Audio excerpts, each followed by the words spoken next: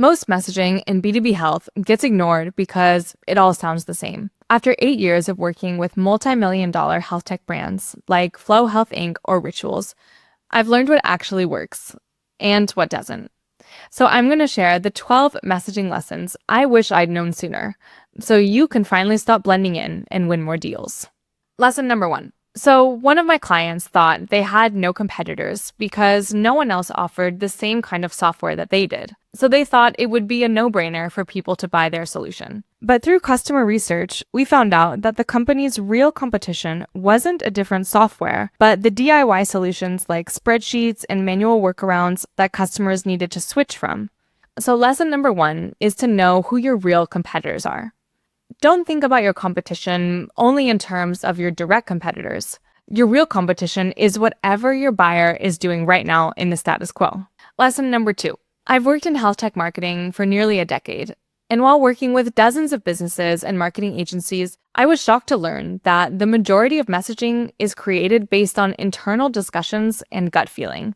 This is a problem because it means that the messaging is made with assumptions, not data. But if you want your messaging to actually land with your customers, you need to speak to them to understand how they really experience your product and the value it delivers. When you do that, the messaging mirrors the real customer experience and uses the language they use to describe it. And that leads to higher engagement and conversion rates. Here's an example for you. During my research for a brand messaging and website revamp project, a customer that I interviewed kept using the term Excel gymnastics to describe complex calculations he wanted to avoid doing. I incorporated that into the headline for the product page to grab instant attention and speak directly to the problems the customers were experiencing using other tools. These are these off-the-cuff words and phrases specific to this audience that I would have never come up on my own, and it makes the brand feel much more human and trustworthy. So lesson 2 is that the best messaging always comes from your customers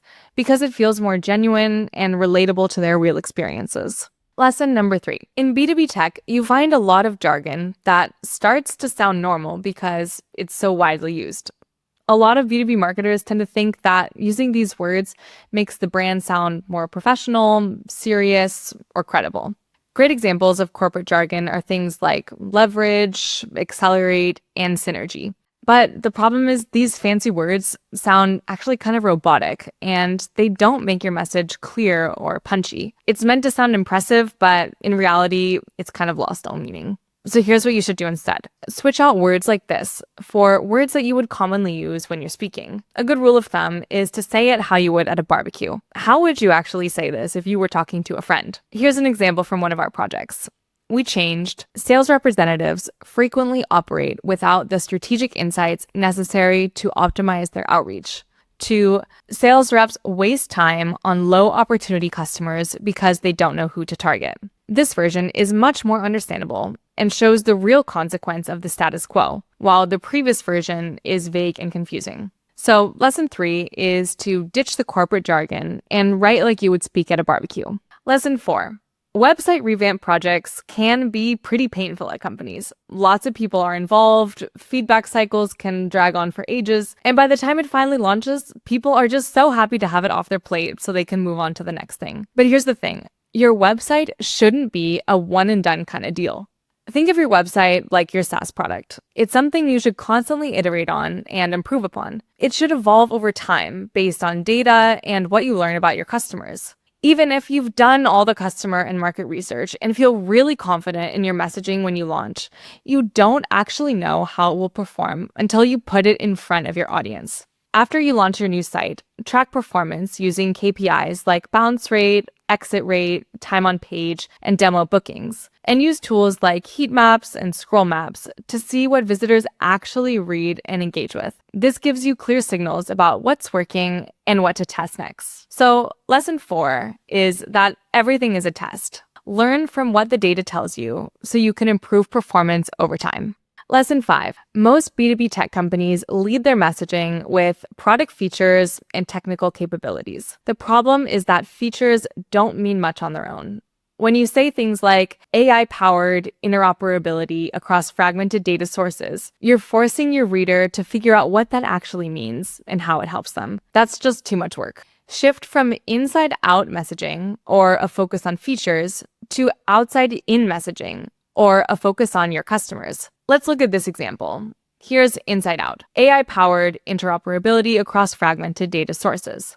And here's outside in, stop jumping between systems. See all your patient data in one place. When your messaging leads with value, buyers instantly see how your product helps them, so they're more likely to convert. So lesson 5 is to focus on the value your customer gets, not how cool your technology is. Because at the end of the day, people don't buy features, they buy outcomes. And that's where your messaging should start. Lesson number 6.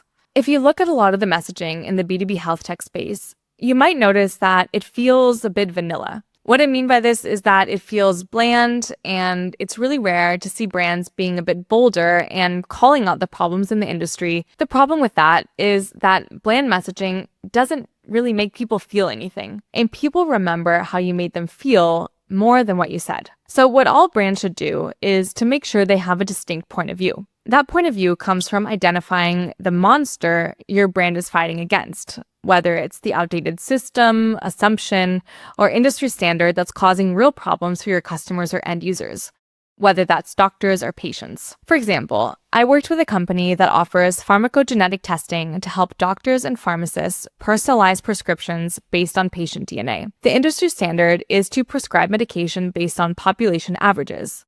But small genetic differences can cause severe side effects, or in extreme cases, death. So we called out that problem directly on the homepage to rally people around a better way of doing things. In the headline, we say, most prescriptions are based on population averages. Problem is, most people aren't average. A strong point of view shows your readers that you're on their side against the system that created the problems in the first place. It makes your solution feel necessary, not optional, and shows why it matters. So lesson number 6 is to have a strong opinion. When you clearly call out what's broken and why it needs to change, your messaging becomes more memorable, more emotional, and far more persuasive. Lesson number 7. It's really common to see companies calling themselves the number one or leading provider in a certain product category. But when multiple companies claim the same thing, buyers don't know who to trust. So if your health tech brand really is the leading vendor, define the category really specifically and use lots of proof points like your number of successful deployments, case studies, reviews, and analyst reports. When you have the data to back it up, competing smaller solutions in your space would feel stupid to keep claiming that they are the number one provider because they're obviously not. So they'll probably remove it from their messaging. So lesson number 7 is that if you are the top vendor in your category, say it. And don't be discouraged when your competitors say the same thing. Just make sure you have tons of proof to point to on your website and in sales conversations. Lesson number 8. I've worked with a company that was struggling to find product market fit. They knew they had a great solution that many people could benefit from, so they tried to talk to as many people as possible with their messaging to avoid excluding anyone. The problem with that is that when you try to talk to everyone, you actually end up talking to no one in particular. When your company targets other businesses, remember that it's the people inside those businesses who are actually reading your messaging. If you want to make your message stick and make the value of your product stand out, you need to write for a very specific reader, even if you're selling to multiple audiences. Here's how to figure out your best fit customers. 1. Ask yourself, who are your happiest customers? Sometimes this is really the only question you need to ask. You can look for customers who really love your product and refer you to other people. To go deeper, find out who gets the most value from your product. Think about the customers that see your solution as a must-have and need your product the most to solve pressing business problems. And lastly, who are your company's super users? So these are the people who are using the most advanced features and impacting your product development roadmap. When you double down on a specific type of customer, you become the obvious choice for them and increase sales. So lesson number 8 is to narrow down your best fit customer segment. Lesson number 9. On our last vacation, my husband and I took a road trip to the mountains. At one point, we started to notice the gas tank was starting to run a little low. We passed by a few gas stations and kept just saying, we'll stop at the next one. There seemed to be a lot, and we still had about a quarter tank left, so we just put it off. Then the drive started to get a lot steeper. We were burning through more gas than expected. And then when we really needed it, there were no gas stations left at all. In the end, we ended up stranded and had to actually call a tow truck, which cost us $1,000. If there had been a sign at the last gas station that said, "Last gas for 80 miles, avoid a $1,000 tow," we definitely would have stopped. So what I mean to say with this story is that people often underestimate the power of inertia. If you don't show them the consequences of not acting, then they often won't do anything to change their situation. It's been psychologically proven that people are more motivated to avoid losing something than they are to gain something. So when your copy shows what they stand to lose, it pulls people more toward action. Here's how I did that in one of our recent website projects. Towards the bottom of one of the pages, I painted a picture of what the future looks like with and without my client's solution to motivate visitors to book a demo. Without the tool, pharma companies could underinvest in valuable areas, bring irrelevant messages to doctors, and waste a lot of time. Showing the consequences of not acting increases the urgency of solving the problem and therefore increases conversions. So lesson number 9 is to raise the stakes. Lesson number 10. So I was working with a health tech company and we were working on their key differentiators. One of their points was that they were compliant with a certain data regulation, unlike more generic vendors who weren't just serving the health industry. Then I talked to the leader of the sales team, who said that this wasn't a real selling point because for customers, it's just expected. So we removed it from the list of differentiators and focused just on the ones that come up in client feedback and sales calls. So lesson number 10 is to know your real differentiators. You might be able to come up with a really big list of things you do differently and better than your competitors, but your sales team and customers can tell you the ones that actually make the difference. Lesson 11. So I was working with a client who has a remote patient monitoring solution for high-risk pregnancy. They came to me because there were several competitors in their space who were saying similar things on their websites, and they were trying to find a way to stand out and show how they were different.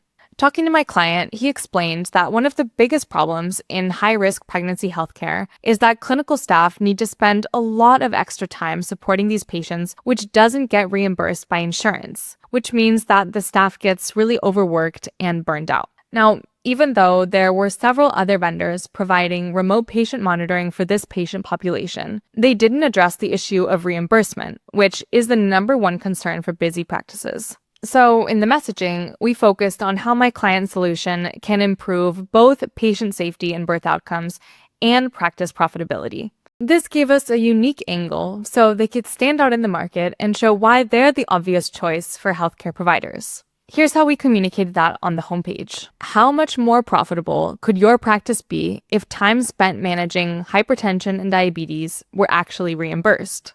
So lesson number 11 is to see what competitors and alternative solutions overlook. What is stopping your customer from getting the job done? That's how you can find the white space in the messaging landscape in your market and show how your solution fulfills your customers' needs better than anyone else can. Finally, lesson number 12. I started working with a client on their messaging and website revamp. Internally, the founders and product team described their software as a data analytics tool. That's how they'd always talked about it, and it made total sense from a product perspective. But when I did customer interviews, I asked them what they found most valuable about the product and how they'd describe it to a friend or colleague. Customers kept describing the product as a critical part of their sales process. It helped them prioritize accounts, focus their efforts, and convert more doctors. So we shifted the product positioning from how the company thought about it to where the customers were getting the most value. We moved it from the data analytics category into sales enablement. So lesson 12 is to choose your category wisely. The category you choose shapes how buyers understand your product and what they compare you against. To get it right, you have to talk to your customers. Ask how they actually use your product in their daily life, the problems it solves for them, and the biggest benefits they get from it. Also ask how they'd explain it to someone else. When you start hearing the same language and patterns over and over again, that's your signal about what your real product category is. So there you have it, my 12 lessons about messaging and positioning in B2B health tech that I wish I'd known sooner. Now, even though all of these lessons are incredibly powerful, they only really work if you know how to turn your positioning and messaging into high-converting website copy. So watch this video next to learn how to capture your visitors' attention and turn website visitors into leads and buyers.